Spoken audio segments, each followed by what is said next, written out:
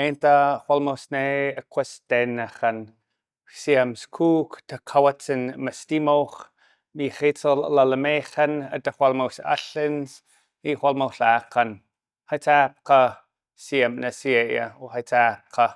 Hello, everybody. I am Jared Qwustenuxun Williams. I am an Indigenous chef and story teller from Qwustenuxun on Lower Vancouver Island. NRT really helped me to work on a way to navigate regulations. But in order to understand what that means, I'd like to let you know a little bit about who I am and how I wound up here. So I was lucky enough to be raised half-time by my grandmother, and in her home we ate predominantly First Nations foods. We ate from the river and the ocean. I think almost every meal had dried fish or dried clams.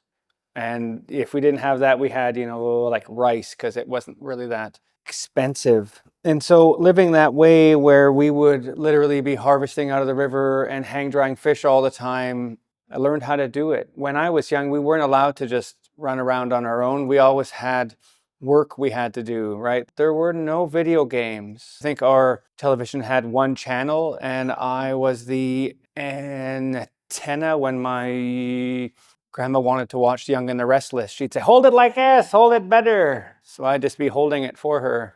But in that home, we ate one way. I learned how to hang dry fish, how to harvest them, how our weirs work, how our spears work, how to make nets, all this technology. What I think is really revolutionary about all that is that nobody highlighted how valuable that was when I was young. It was just what we did. I just assumed everybody lived that way. I thought the whole world lived like I lived because I didn't have any idea of anything else. Many years later, I went off to culinary arts and quickly realized that nobody in that space had any idea what I had been eating my whole life. I had to learn French cuisine, I had to learn French history, I had to learn the French language. In order to eventually become a Red Seal chef, I had to learn everything French. And it really frustrated me because we don't live in France. We live a long ways away from France, so why are we learning about French? And so I left there and I went through restaurants. I worked at a hotel in Victoria, a lot like, this hotel here where, we had to make all these fancy foods for everybody. And I kept looking for our food. Why was I having to make, sliders all day when I knew how to make dried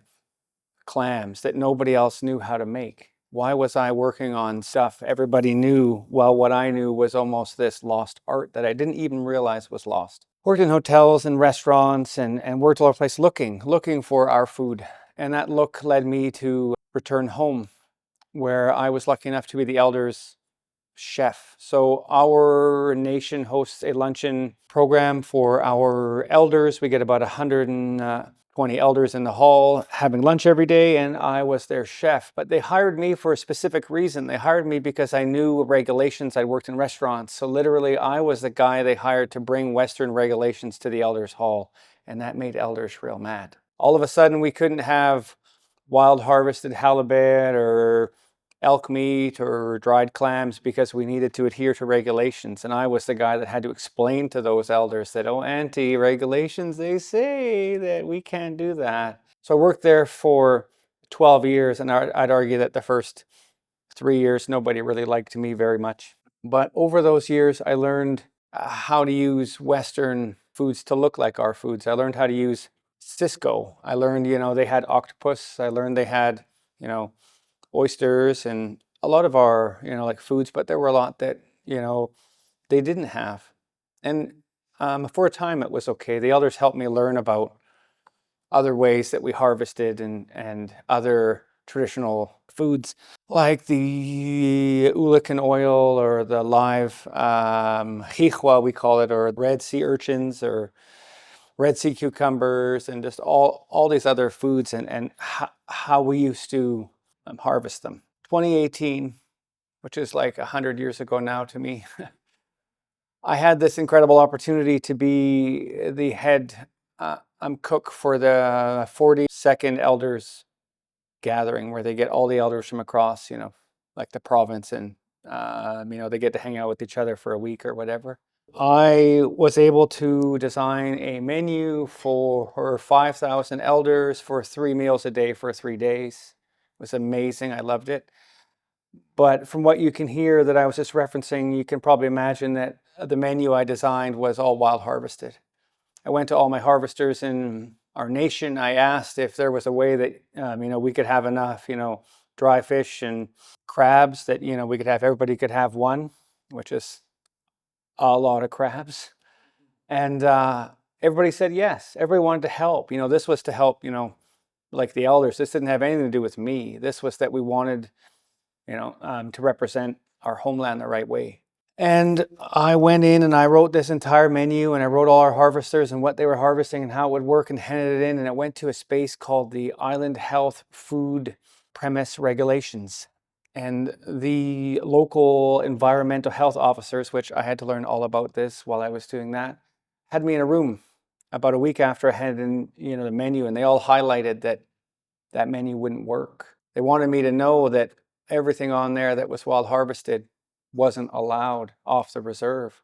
I was mad. I kept asking them, what do you mean? This is, like the way we ate here for, thousands of years. Why can't I use it? And they all say, oh, well, in the regulations, this is what it has. It says any of the food to be served to the public has to be from an approved source. And I guess that's not, like the ocean.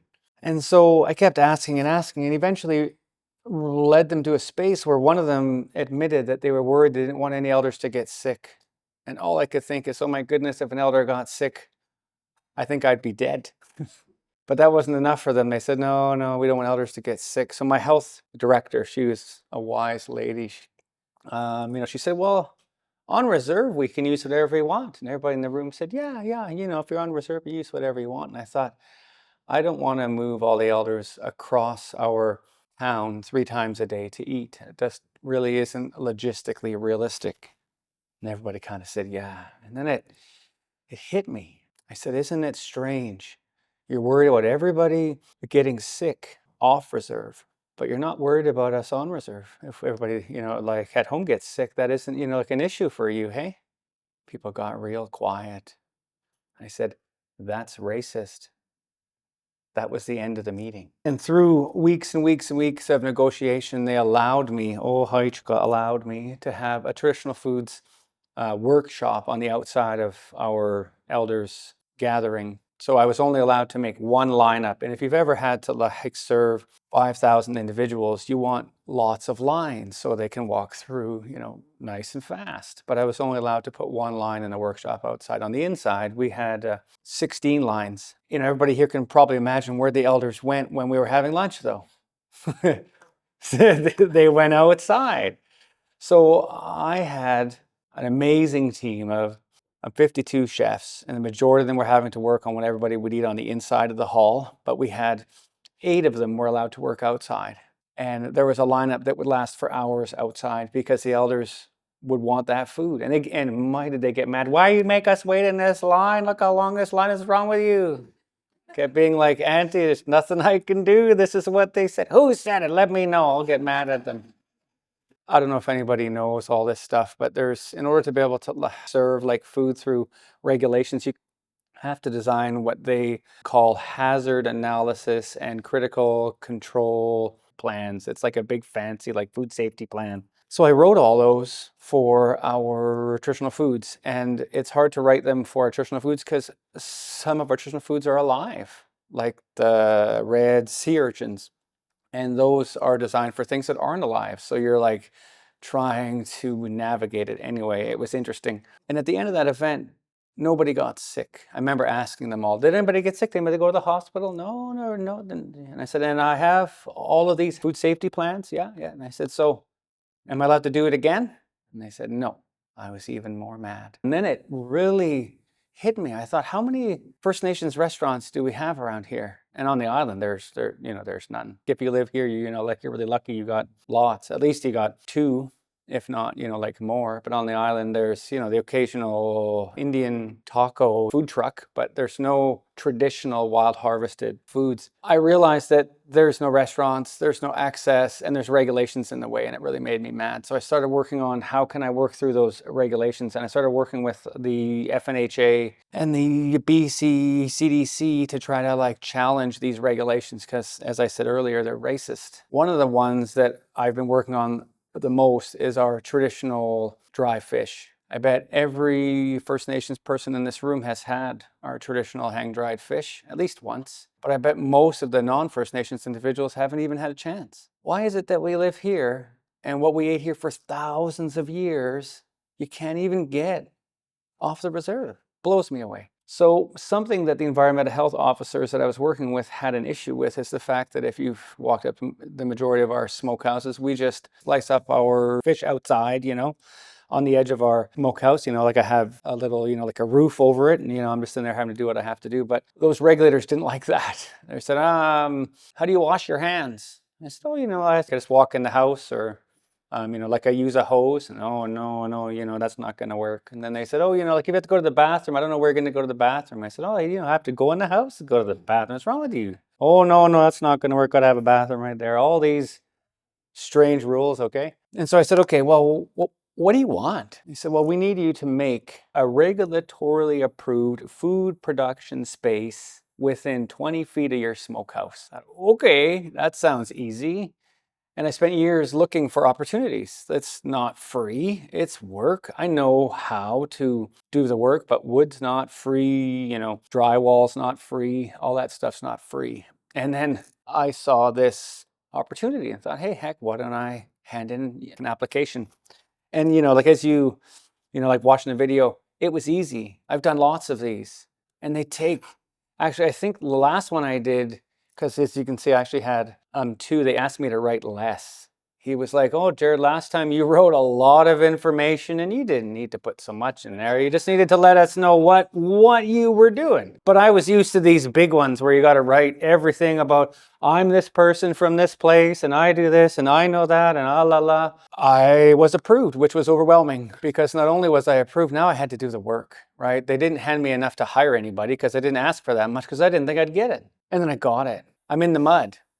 I spent about a year in the mud because I had this crazy idea that I wanted to make a root cellar on it, and that'll be easy, right? So I spent a year doing the drainage, and as a reference, it's like all by hand, right? I didn't hire anybody. My dad, who's 73, so he would just be like, hurry up, come on, what are you doing? That's the wrong spot for digging, dig over there, dummy. Okay, Dad, whatever you say. I'm in it for 2 years now. Every weekend, when everybody gets weekends, I don't even know what those are anymore. This is where I am. And now as you can, see, this was last week.